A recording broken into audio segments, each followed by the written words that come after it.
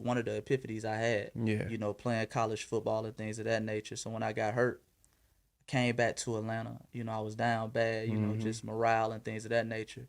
I actually went home, and my mother was like, "Man, you need to get out the house. You need to get out the house." So I went to the grocery store with her. Long story short, we came out the grocery store and we had the bootleg man here in Atlanta. You know, he's selling like 5 DVDs for $20 and everything. So I was like, okay, man, I might well give me a DVD. So I picked like 5 DVDs and he kept pushing me to get this one DVD. I'm like, I ain't really interested in that. He was like, you know what I'm gonna do, young brother? I'll give it to you for free. Wow. Give it to you for free. Long story short, fast forward 2 weeks later, I put it in and it happened to be Hidden Colors. So he had bootleg Hidden Colors like 1 through 3, I think it was at the time. Wow. And you know, that changed the whole trajectory you know, of everything I was doing. I realized at that moment I was bigger than football. You know, football wasn't, you know, my pinnacle, was my limitation. You know, once I stepped out of that, you know, the rest was history. So Hidden Colors changed it. Yes, sir. Absolutely. Love that, man.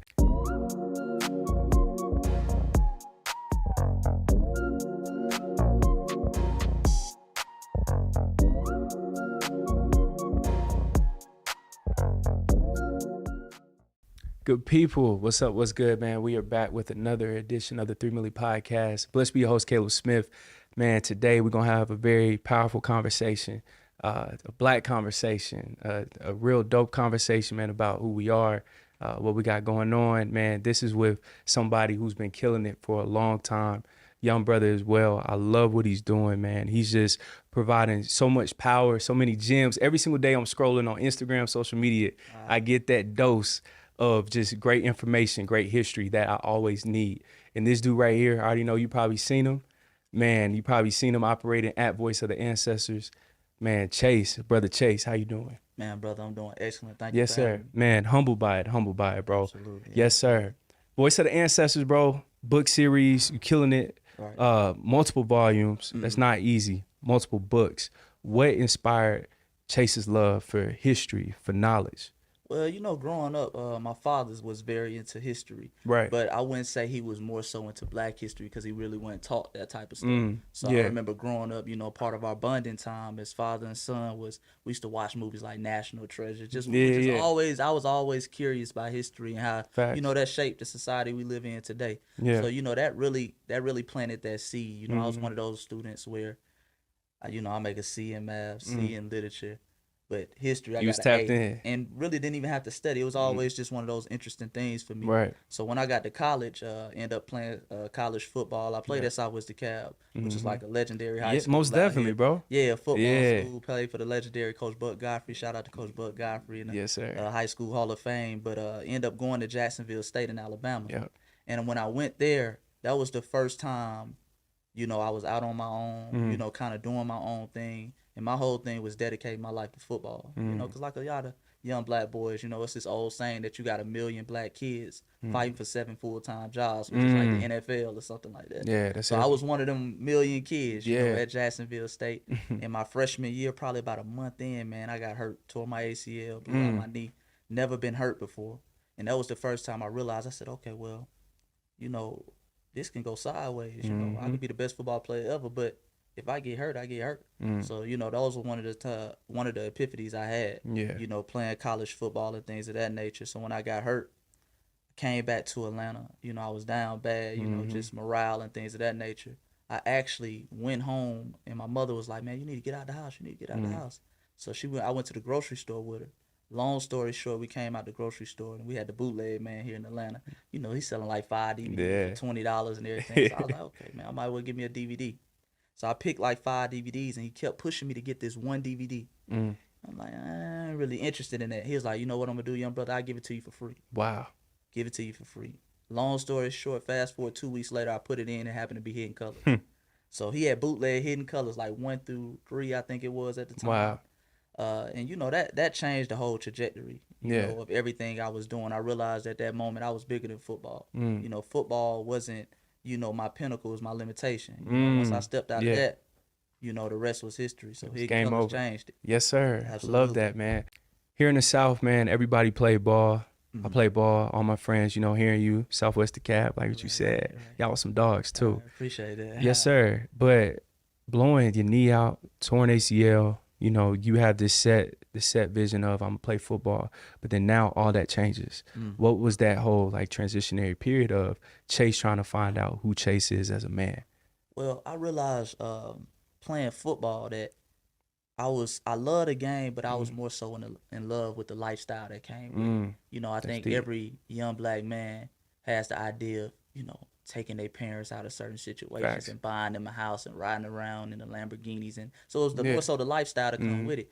When I got hurt and started, you know, exploring things outside of football, I'm like, oh man, that's possible with other stuff. You know, that's possible real. if I'm good at stocks, I'm good at real estate. If I become good at these other things, and I don't have to worry about blowing out my knee trying to do that. You see what I'm saying?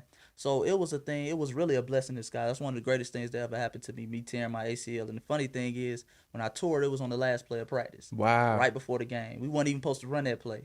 You know, somebody had messed up, and coach said run it back. And I ran it back, and that's when I tore out my knee. So, man, I think it was a blessing in disguise. Man. And it was, you know, an incredible opportunity. You know, without getting hurt, I wouldn't be here today. Man, that's beautiful. Absolutely. Hidden colors, bro. You wasn't even supposed to see it. And again, that's how you know the ancestors had to be working, right? Exactly. You saw that legendary docuseries. While watching this, right? What was just going through your mind? This is lies. There's no way. All that anger started settling in. Yeah, it's no way, because I'm somebody, you know, I'm born and raised in Atlanta. Yeah. I grew up black elementary school, Narvie J. Harris. Shout out Narvie J. Harris, traditional theme school, one of the best theme schools in Georgia. Went to Chapel Hill Middle School. Yes, I went to black schools my whole life. Yeah. So as a black person, I'm like, I'm supposed to know this type of stuff. It wasn't like I grew up and went to prep schools and white schools, and you know. You was in a black city. Right, I was in a black city. So Yeah. I'm like, nah, this is not true. So I'm the type of person, every time I saw stuff, it took me, the first Hidden Colors, it probably took me 3 weeks to watch it. Wow. Because every time I heard something, I paused it and went to go look it up. That's beautiful. Because I'm like, man, I ain't finna waste my time. This dude lying. He gotta be lying. You know what I'm saying? So I looked up the Moors. I started looking up Kemet, because psychologically, I didn't even realize that I started believing the Kemites were white people. Wow. Because just from seeing it, you know, watching the History Channel, when they bring up Egypt, bring up white or Arab looking people. Yeah. So psychologically, that's the picture you have of the Egyptians. Yeah. So I just remember, you know, going back and doing all that research, and it was shocking. And so, you know, I went through a lot of phases, like, you know, that first anger phase, like we talked about. You angry at the world, like, man, I'm doing all this stuff. Even the way I was thinking back on certain interactions I was having at school with white people.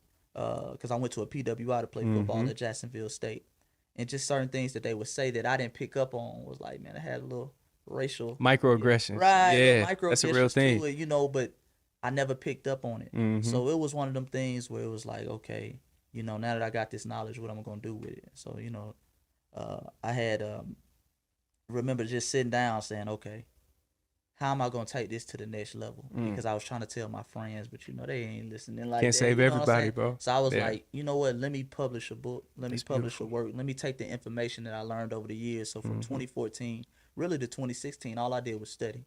So I learned about Dr. Ben. I learned about Professor Smalls. I learned about Dr. Kaba and the Moors and different things. So I was reading books. Ivan Van Sertima, all those type of books. And just studying and saying, okay, how can I take their works to the next level, you know, to be the one that carried that baton. And, you know, that's how you got the Voice of the Ancestors series. Killing it, bro. Absolutely. Voice of the Ancestors series. Yeah, and always just having like a concept, writing it out, seeing it just come to life. What was that whole experience like of basically starting from page 1 all the way through? Well, you know, that's where it was magical, but my football days helped me.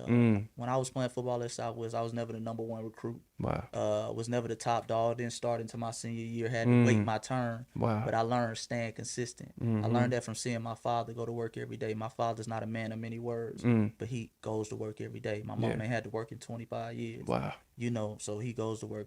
Just seeing that consistency. Right. So that's the same mentality I took into it writing the book. I wrote the Voice of the Ancestors book series on notebook paper. Wow. The whole series on notebook paper. Wow. Just day after day, one paragraph at a time.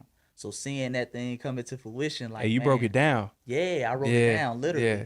Then after I wrote it down, I had to type it all up. It took me like another year to type it up because I'm a real slow typer. So, you know, just seeing all that come into fruition, you know, it's like, okay, I took that same mentality I had in football and now I put it into something constructive that can impact the world.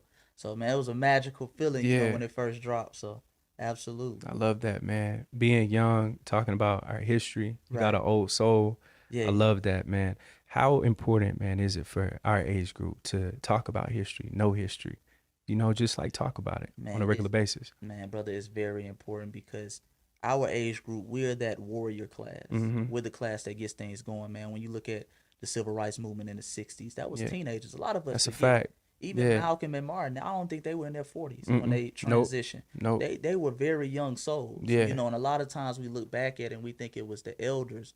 No, many times it was the young brothers and sisters who were active. Mm. And just throughout history, man, you go back and look at people like Hannibal, who Yeah. conquered Rome. He was like 26. Ain't that crazy to think That's about? crazy. I'm older than him now when he conquered, considered the greatest empire of their day. Wow. So as the younger generation, it's very important to tap in early. Mm-hmm. And other communities understand that. The Jewish Yeah. community, they teaching their babies stocks, real estate at 7 and 8, soon as they can read and write. That's right. They're giving them trust funds and teaching them how things work.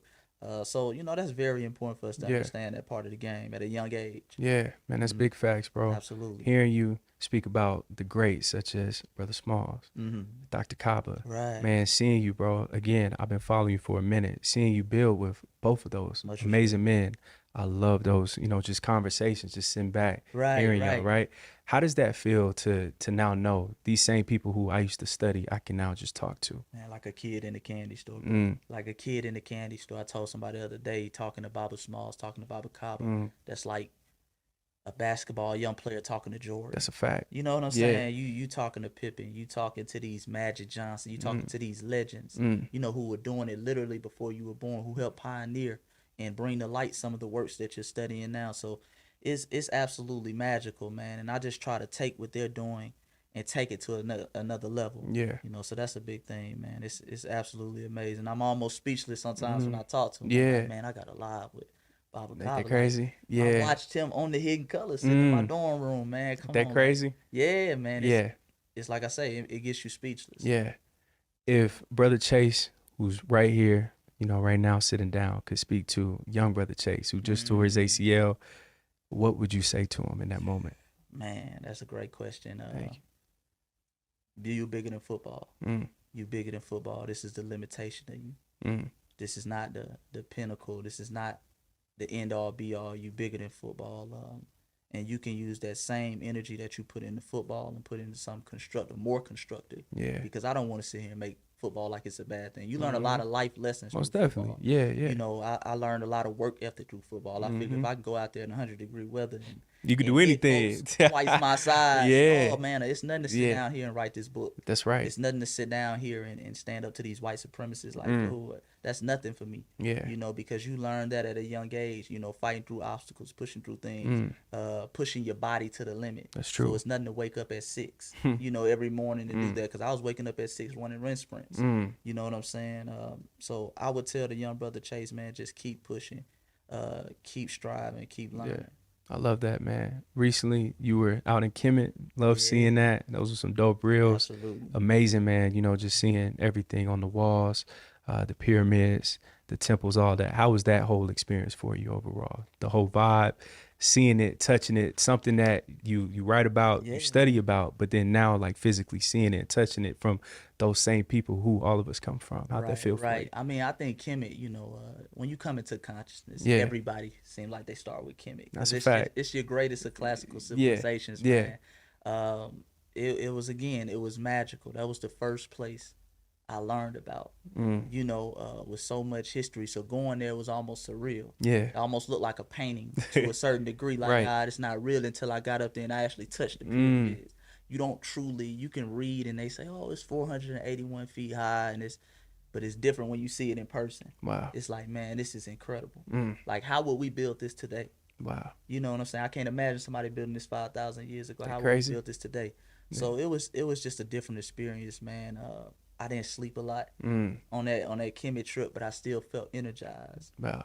So it was, like I say, it was magical at the end of the day. Went there with 80 other black people, like-minded people. So it was a whole, vibe experience, man. It was, Like-minded people, bro. Yeah, man. It's great when you go with like-minded people because they can give you different parts of the game. You can feed off each other. Some people, it was their first time going as well. Some people, it's like their second time, so they can let you know, hey, man, it's a gym over here. And that's the thing you learn about Kemet. A lot of people think it's just stacked up. It's in one location. Wow. It's all across Egypt.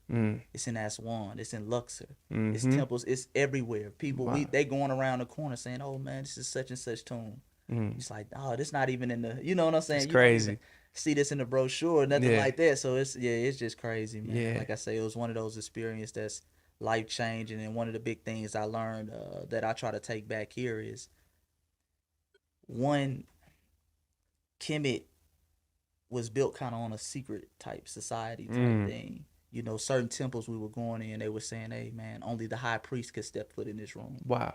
And I think sometimes that's important to remember because we're in the information era, and oftentimes we want to educate all black people. It's that access. Some of them ain't meant to, they're not meant to get this information. They're going to do wicked things with this information. They're going to take it. They're going to retwist it. And Kemet, they understood that. So it was levels, you know. This is kind of where they get masonry from. You know, degrees of masonry. You can only get certain access to certain information at certain degrees. So seeing that in Kemet, like, hey, man, they couldn't step foot in this back room. This was only, that front room was only for the public. Okay, so we don't have to educate everybody. Everybody ain't meant to be educated. It's only meant for a certain few. And that was a big thing because I think we waste a lot of time, brother, trying to educate the miseducated who don't want to be educated. Hey, please talk about that. Yeah, man, please. Who don't want to be educated at all, man. They'll drag you down. You know, they'll get you on their low level, that low frequency, man. And that's, you know, and once you get there, man, you get all the way off track of your life mission. So that's very important. That's one thing I definitely learned there. And also, it was built off of high skilled labor. It was built off the Masons. It wasn't built off the pharaohs. And those come and go. Those are the ones we get excited about. We get excited about King Tut and all the gold. We get excited about that. But it was the Masons. It was the people who laid the bricks, who paved the roads. That was that's what Kemet was built off of. You know. So that was important to see as well. Yeah, I love that, man. On your lives, always giving out game, chopping it up with the people.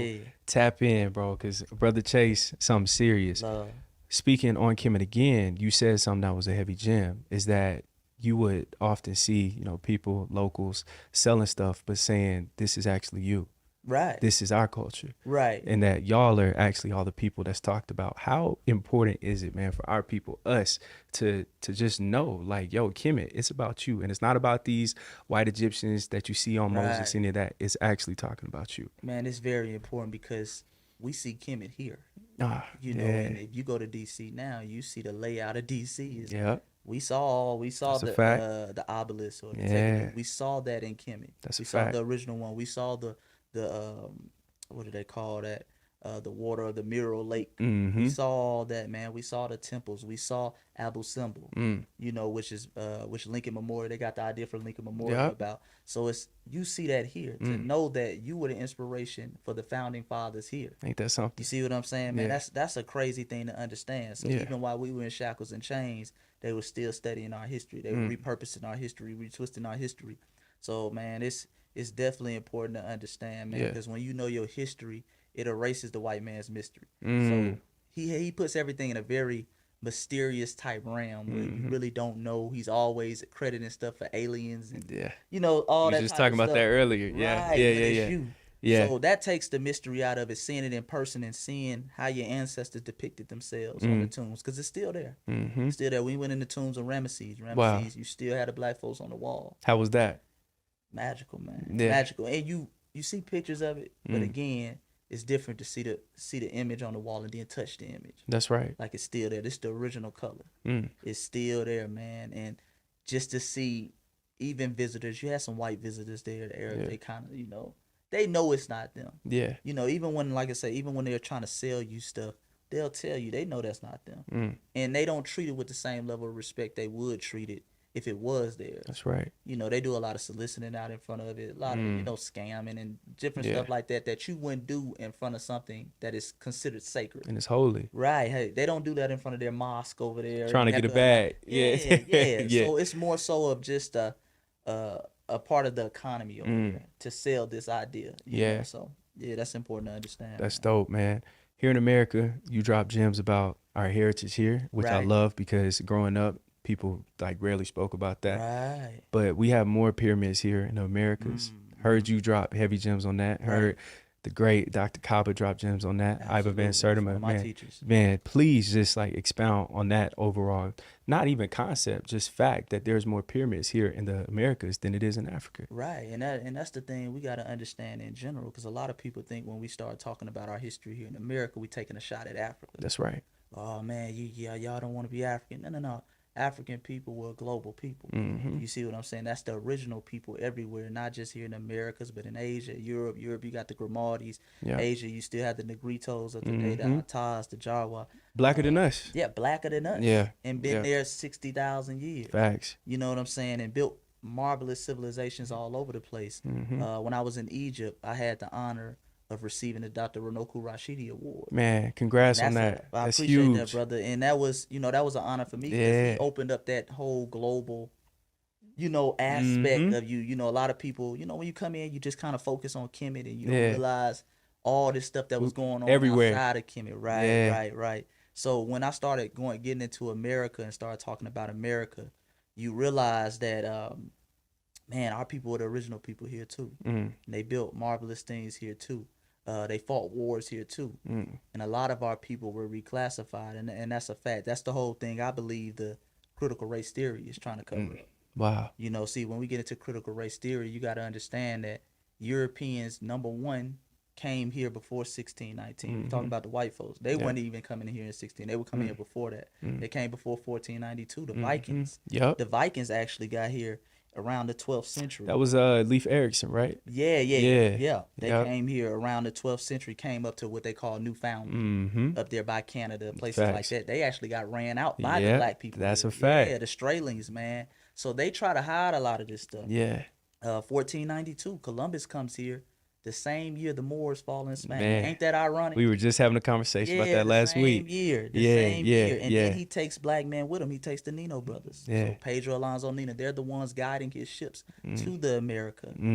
Even here, Jamestown from 1619. They specifically choose that date, 1619. I talk about this all the time because they want to ignore the failures for hundreds of years before that. Oh, that's heavy. Think about it like Saint that. St. Augustine. You're right. The Roanoke colony. You're right. It's considered the lost colony. Yes, sir. These folks were failing for decades at a time, trying to do it by themselves. And it wasn't until, they started trying to enslave the native population. They started bringing brothers and sisters in from West Africa and other places that they began to get a little foothold in the game. And meanwhile, this whole time, you have black Aboriginal people here, the Yamasee. Later, the Yuchi down south in Georgia, places like here, that eventually get pushed down. You had the big Yamasee Wars in the 1730s because the black Aboriginal people were fighting against trying to be enslaved, because the European came with a racial caste system that we weren't used to. We used to identifying ourselves as tribes. So the European came and said, no, all y'all look the same. You one race. No, he's a different tribe. Now all of y'all are one race. You're African just like the rest of them. You're going to be on the plantation. The Yamasee War was about that. The Yamasee War was about their people being enslaved. And from the beginning of that war, what they don't tell you in South Carolina, the Yamasee wiped out about 7% of the European population in South Carolina in the early parts of that war. It wasn't until some of the Mongoloid natives that we now attribute to being the only Native Americans, the red-skinned natives, started to flip sides and fight on the side of the Europeans. So eventually the Yamasees would, I don't want to say become extinct, will become reclassified. Some of them were put on plantations. Some of them moved down south, became the Yuchi. Later they came down south even further and became the Seminoles, which simply means the runaways. So it's important to remember that a lot of times when we call these tribes, they're not really even tribes. These are European names. So the European, all them folks by the creek, you're now Creek Indians. But these could be 100 different, you know what I'm saying? These could be 100 different tribes. All of your Creek Indians. The people down south, down in Florida, all of them are runaways, all of you are Seminoles. So it's important to understand that part of the game, man, and see the whole history holistically. And meanwhile, we're just dealing with the East Coast of the United States. That's true. Nobody touches the West Coast, the Midwest, before the 1800s. What's going on over here? You have explorers, Theodore Johnson, Lewis Corris, who going out to California. They're painting these black people. Who are these black people? Wow. The whole time they're sitting out there. You know, who are the Osage? You know, who are these other groups? Who are the Utes that were historically called the Black Indians? Wow. They're out in Utah. Yep. Where Utah gets its name. Utah Utes. Right. But the whole time, these people out here. So when black folks say, hey, man, some of my people ain't experienced slavery, it's some validity to that. Because they on a whole nother side of the country. Remember, the Louisiana Purchase opens up that west side of the country. Before the 1800s, Europeans or the Americans, as we would call them, they're not going to that side of the country. Wow. A lot of our history is written on the East Coast. So this is the puzzle we trying to put together, brother. It's a lot of history, a lot of missing history. Yeah, we got to really start to dive into that. My type of talk conversation. Nah, bro. Look, that's a good thing. Cook up, bro. Just hearing that is amazing, man. So Creek Indians, also Seminoles. So, you know, knowing that you've been working with the great Tariq Nasheed on the docu-series, all of that, that's fire. Man, please just like talk about more about what was going on in Florida, you know, with the Seminoles, Maroons, all those cool things as well. Listen, man, in Florida, the ancestors were putting hands and feet on white supremacy, man. Yeah. It's a big thing that we don't talk about now. A lot of the Underground Railroad went south. A lot of brothers and sisters, especially in early Georgia, Alabama, Mississippi, even like I say, after the Yamasee War in 1730, these were brothers and sisters who started to move down south. Yeah. You know, they were trying to get to Florida because they knew in Florida, that's the home of the Seminoles, which is Spanish corruption, the Cimarron, which means runaways. So, you know, they're trying to get down there to Florida because they knew they could be free in Florida. So that's very important to understand. You have several Seminole Wars down there. You actually have, because of the Seminole War, you have, Jessup's Proclamation in 1838, which gives light to the Emancipation Proclamation. Lincoln studies that. He says during the Civil War, because remember, a lot of people don't know, the Union was getting tore up from the flow up during the early part of the Civil War. Because the South had all the Confederate schools, not Confederate schools, excuse me, the, what do you call that? The military schools. They had all the military schools. That's true. Right, in the South. Yeah. So remember, when we talk about the Battle of Gettysburg, that's fought in Pennsylvania. Yeah. The South was already up north. Man. You know what I'm saying? And that's far up north. Right. Yeah. So Lincoln, being a fan of history, studied Jessup's Proclamation and said, okay, we need the Negroes to fight. Because they realized during the Seminole War they could never conquer the Seminoles because it was us. It was black folks. And we weren't trying to be enslaved again. Wow. So he said, okay, let me study Jessup's Proclamation. And I'm going to use that for the Emancipation Proclamation. So he said, hey, man, black folks, if y'all fight in this war, you'll have your freedom. So all that is birthed off the Seminole War. And that's important to understand as well, man. Yeah. And these were some bad brothers. The Seminoles actually went out to places like Oklahoma, went later down to Mexico, defended the Mexico border against the Apaches. These were brilliant brothers and sisters, man. So it's important. You know, they gave game to brothers like Bash Reeves. You know, he studied the Lone Ranger right there. Yeah, the Lone Ranger. He was locking up all these white criminals out west. Right. So, man, the Seminoles are very powerful, and that's a very important part of history that they try to specifically leave out. Dang, I love that. Absolutely. Seminole people, Maroons as well. Yeah. Who were they? Because during this time, you know, hearing you talk about it, documentaries being made, Tariq Nasheed talking about it, who were the Maroon people? The Maroon people, brother, were runaways. Some were Aboriginal people. Yeah. Because remember, it's important, and this is kind of the part where we get lost. The European is coming in with a racial caste system based off how you look. So anybody who looks a certain way, he just calls them African. Okay, and that's not a shot at Africa. That's not to say, I want people to understand, that's not to say the slave trade didn't exist. I'm not one of them type of dudes who's saying the slave trade never existed. Nat Turner didn't exist. Nat Turner and Harriet. I'm not one of them people, man. Nah, but I'm saying there's different types of black people that were here. There's indigenous black people who've been here who were the mound builders. Okay, the Aboriginal people. There's travelers and explorers. This is where our brothers come in with the Moors. You know, brothers from Morocco were traveling back and forth over here. You have Abukari II. The Mali Empire, who take 2,000 ships. That's a fact. You see what I'm saying? You even have evidence in some of these mounds. I believe one is called the Davenport Stone. of ancient Kemet over here. Wow. You know, and certain things that they're studying. It's a great book on this called The First Americans Were Africans, Dr. David Imhotep. Wow. He breaks a lot of this stuff down. So it's a multitude of different types of black people over here with different cultures. And all these people get bunched together because they look the same. Yeah. So it's a whole bunch of different cultures that come into that play. Now, ask your question one more time. Sorry. Yeah. Maroon people. Who were they? Absolutely. Were the So the Marines. Maroon people, these were brothers and sisters who broke their shackles and chains and built their own communities throughout the United States. Again, one was in Florida, who they were controlling the whole state of Florida. And actually, the state we're in now, Georgia, becomes a part of the colonies because of fear of Florida down south. Right. Yeah. They actually become a colony. They feared the Carolina states feared the Seminoles down So south. Georgia had to block it. Yeah, it's like a buffer. Yep, that's right. You know, so we're going to use Georgia as a buffer. Also, early on, you had a lot of early Georgia slave owners who were, you know, essentially afraid. Like, listen, man, our slaves are whooping us and running down south, and we can't do nothing about it, you know, because we're not going to go down there. Wow. So, you know, you also had another one, the Great Dismal Swamps, which was a Maroon community that had been around really since the Chesapeake Rebellion in the 1700s. These were folks who were never conquered, never captured. The white supremacists knew they couldn't go in those swamps because we could deal with certain things, elements of nature, mosquitoes. That stuff didn't bother us. It bothered them. Wow. So, you know, like I say, man, a multitude of places in Mississippi and other parts, Alabama, just all throughout the South. Yeah. You had Maroon colonies, and we're not even mentioning the ones in the Caribbean, which get kind of more the notoriety. Facts. The Queen Nanny, the Maroons, Suriname, Cuba, even the first people who came to Haiti in Hispaniola. These were not West Africans. These were Moors coming from Spain. Wow. A lot of people don't know that when we're talking about Caribbean history, the first enslaved black people to come went from West Africa, but these were some of the leftovers from the Moorish Empire that happened in Spain. And as soon as they came down here, they started Maroon colonies. Wow. You know, it's a brother by the name of Diego de Campo.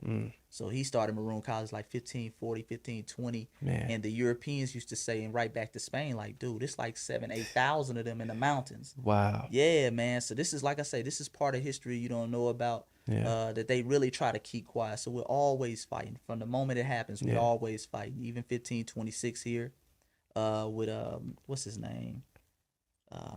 Vasquez, I think it is. 1526, he comes and tries to set up a colony in what is now the border of Georgia, kind of South Carolina area.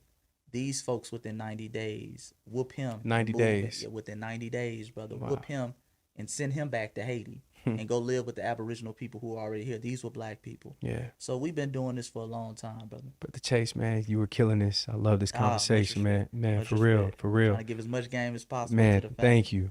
Growing up, Washington Redskins logo, right? Now, looking back at it, it looks just like us, right? Florida State Seminoles, like you said, Utah Utes, Cleveland Indians, red face, all that stuff, right?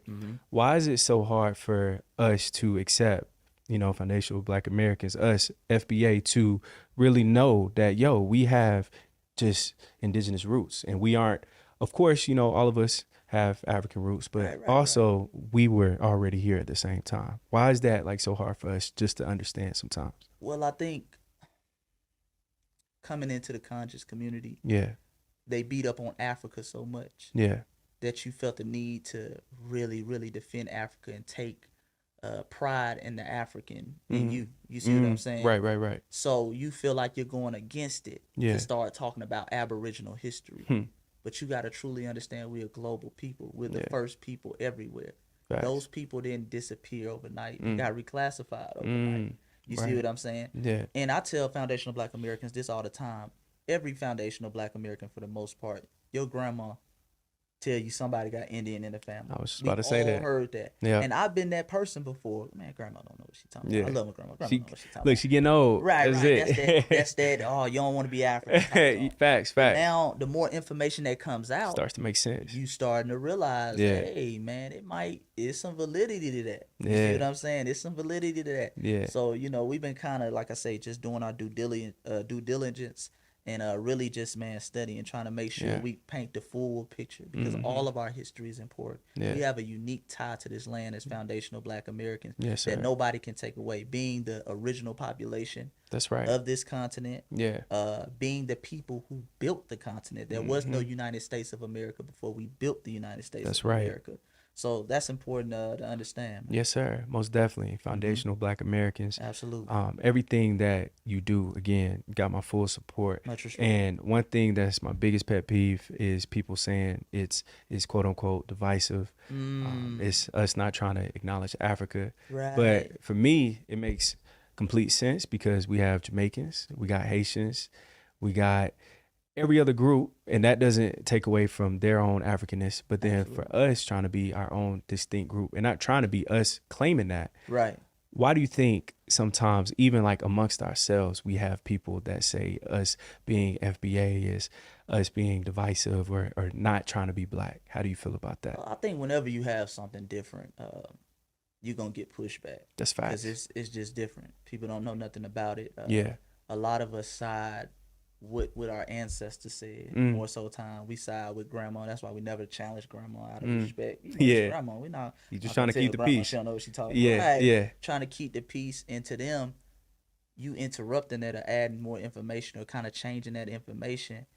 That's a shell shock type thing for them, you know. So just like I say, whenever you do something new, King was hated during his time. Malcolm was hated during his time. Barbie had a lot of haters during his time. Now we can look back 100 years later and kind of be like, oh yeah, they were right.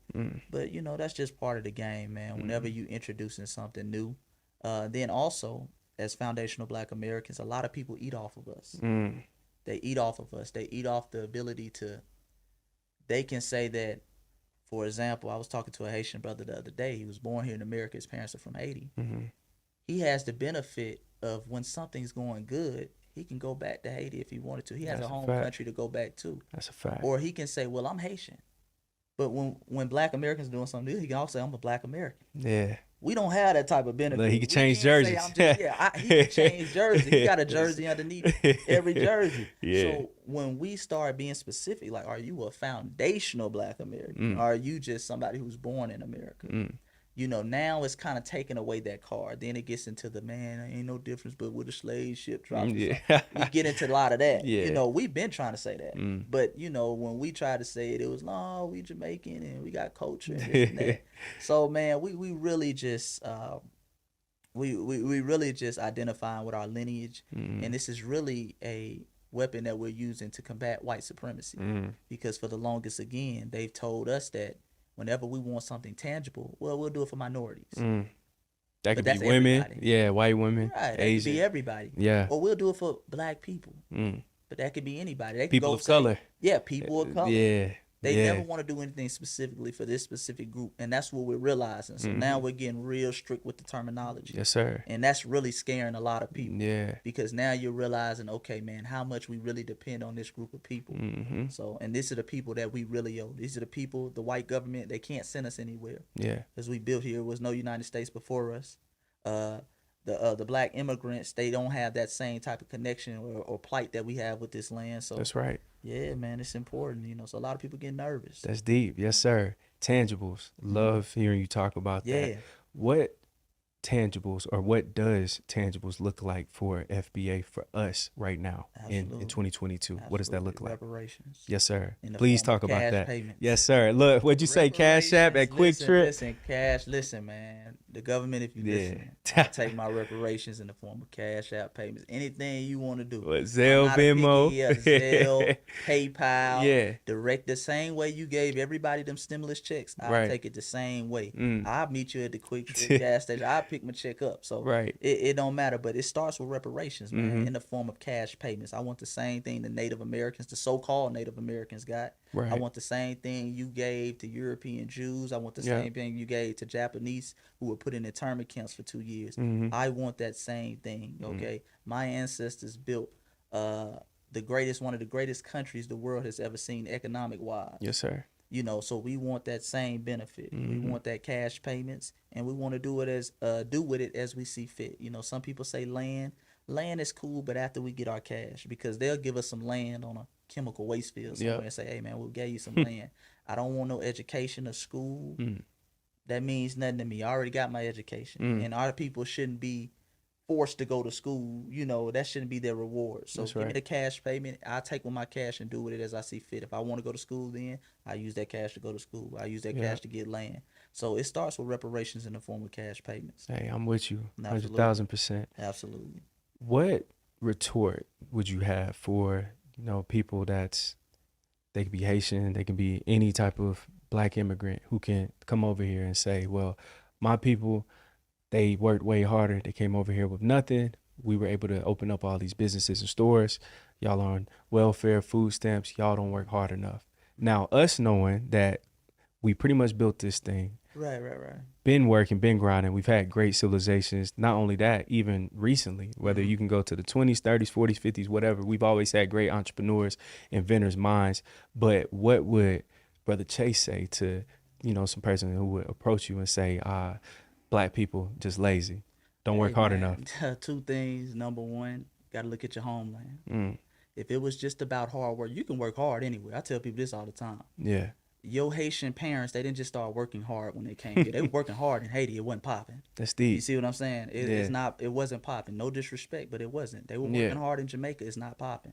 Working hard in Nigeria wasn't popping. Yeah. You came here because of that fertile soil that we laid out. And then your hard work meant something because all the fighting we did, all the marching we did, all the building we did. So you can come over here and you can get the seeds from that fertile soil and you can use that to grow. So that's important to understand. If it was just about hard work, you can work hard anywhere. We would see that in Jamaica. We would see that in Haiti. We would see that in Nigeria. Also, a lot of people have to understand that there is nothing any black immigrant group is doing that we haven't already done. Man, I tell brothers and sisters this all the time. Yeah. A lot of times I hear a lot of bragging about, well, we go to school, brother. We built the school. We went to the school. We done the school thing. We've been there, done that. Some of the stuff that I'm hearing is just so ridiculous. We come here and we buy houses. Foundational black Americans have been living in houses. In fact, our houses were bombed. Yeah. And we built them back again. Yeah. Down there, every generation of foundational black American has been a house owner at some point in time. That's a fact. So it's nothing that any black immigrant or any immigrant group is really doing that we haven't already done and helped to pave the way for. So a lot of times, I understand brothers and sisters are coming here and, you're coming here from Haiti where sometimes you might not have running water. So when you come here and get running water and you get an apartment, it feels good and you luxurious. Right. Yeah. It feels like luxury. Yeah. But we've been there doing that already. Yeah. You know what I'm saying? We were doing that hundreds of years ago. So it's not really a thing for us. So, that's important to understand, man. Again, like I said, if it was about hard work, your country would look better.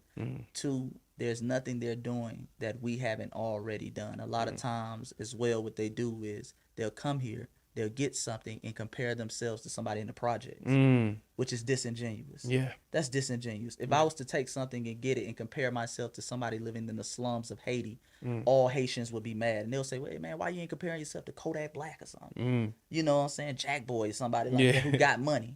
But they'll take their wealth that they get when they come here and go over to the projects. They'll go over to Bankhead or something and find the lowest of the low and then say, hey, man, I'm doing way better than you. Come on, man. That's a disingenuous argument. So, it's just a part of the game, but we're starting to call that out now. Yeah. We've been seeing that for a long time. We're starting to call that out. And as foundational black Americans, we know we are the culture. Yes, sir. And other groups, if they're honest, they'll tell you this. So, that's why everybody's here. Man, heavy gems. Absolutely. One of my last few questions, bro. Phenomenal conversation again, man. Voice of the Ancestors, multiple parts. Bro, you could have just stopped at part one. What inspires you to just keep creating them and just keep going? What inspires that for you? Well, actually, brother, it was originally supposed to be one book. Wow. Right. So I wrote all the book from 2016 to 2019. Excuse me, from 2016 to 2018. I wrote the book. It was supposed to be one big book. I took it to my guy that I had helped publishing. He was like, man, nobody finna read no 800-page book. And I was like, yeah, you're right. Hey, you had a Bible, bro. Right. Yeah. I had a Bible. And the crazy thing is I'm not even really considering myself a writer. Wow. And I'm just like, man, I'm getting all these thoughts that are in my head. It was really kind of a form of meditation. When you got all these clustered thoughts in your head and you just trying to get them on paper, and it's like you can take a deep breath. Therapeutic somewhat too. Right, therapeutic. Yeah. Exactly. So when I gave it to him, he was like, man, you need to split this into parts. So shout out to my cousin, actually gave me that gem. Wow. So I actually split it into parts, and I'm glad I did that because I'm learning more and more every year.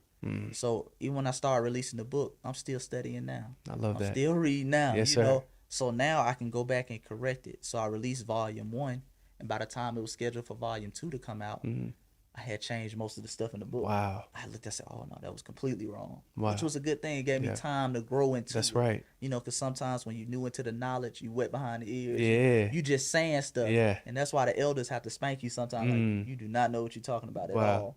So, release volume 2 in 2020, release volume 3 in 2021. But all these books were previous. The foundation of the book was written previously. And I just, did a little editing a little bit in my newest book, 19 White Men Who Admitted They Were Indigenous Black People in Americas.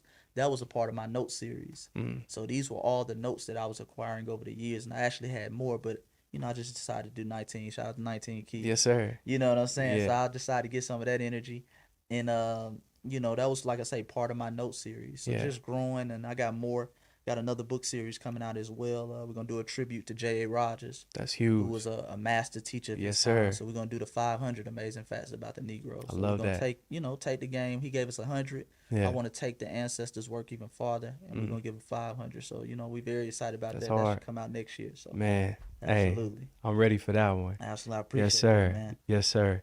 Also, bro, as well, for all the young writers out there, authors who want to get started, what words of advice would you have for them on just getting started on that book right now? Right. Take it one day at a time. Take it one day at a time, man. It's easy to start off because everybody's decided. You done told all your friends, you done told your parents, everybody hyping your head up. Yeah.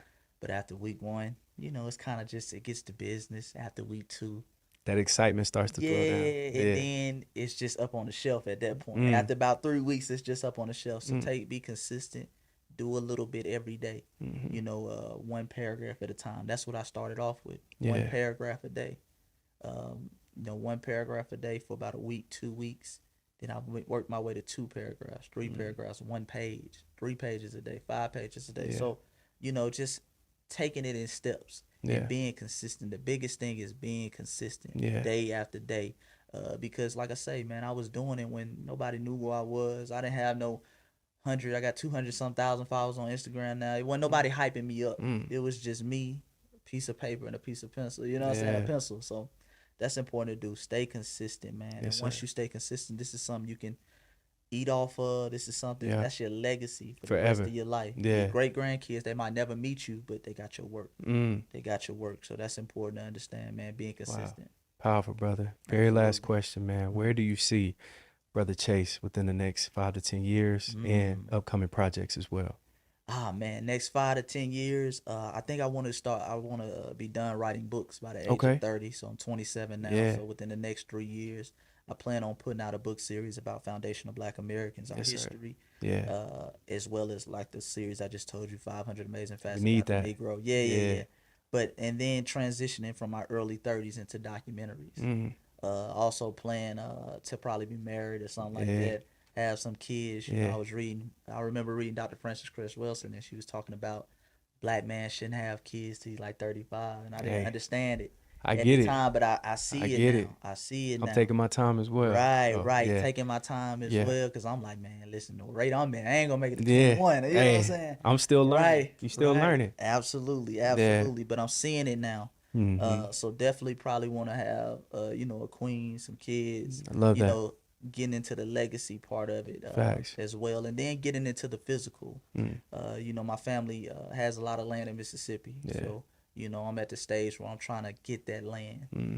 Take advantage of that land because after a while, a lot of Black folks are losing their land to eminent domain. That's right. This is land that's been in the family hundreds of years, but nobody's doing nothing with it. Yep. So, you know, it's hard right now because the land split between 30 people and Oh man, yeah. family everywhere. And then everybody, man, I want 100,000, bro. This is not California. This is Mississippi. You know what I'm saying? Yeah. Like, that land ain't worth that. Yeah. You know, so just trying to consolidate that land, get it under my name, and begin to build. I want to eventually open up my own school as well, have my books in my school, you know, so we can start teach the babies, because that's what it's about. Yes, sir. And that's what I'm already looking at. If we can have a young Chase, a young Caleb at a young age. Yeah.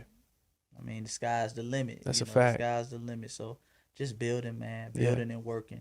Yeah, man. Brother Chase, from the bottom of all of our hearts, bro, we appreciate you. Keep doing all the work is needed when you get tired, exhausted, discouraged. No, hey, we need you, and you are doing truly a phenomenal job, man. Yes, sir. Yes, sir. I got to come back again, man. Man, always welcome. Always welcome, bro. But it was like an absolute honor. I had a phenomenal time. We appreciate you. And again, keep up all the great work, man. Absolutely. Yes, sir. Thank you. Thank you. Y'all, tap in. Brother Chase, he's an amazing individual, man. Check out Voice of the Ancestors. All the volumes, man. Follow him on IG as well. Tap in, show love and support. Make sure to like, comment, and subscribe. Again, blessed be host Caleb Smith. And also, we cannot wait to see you guys soon. Peace.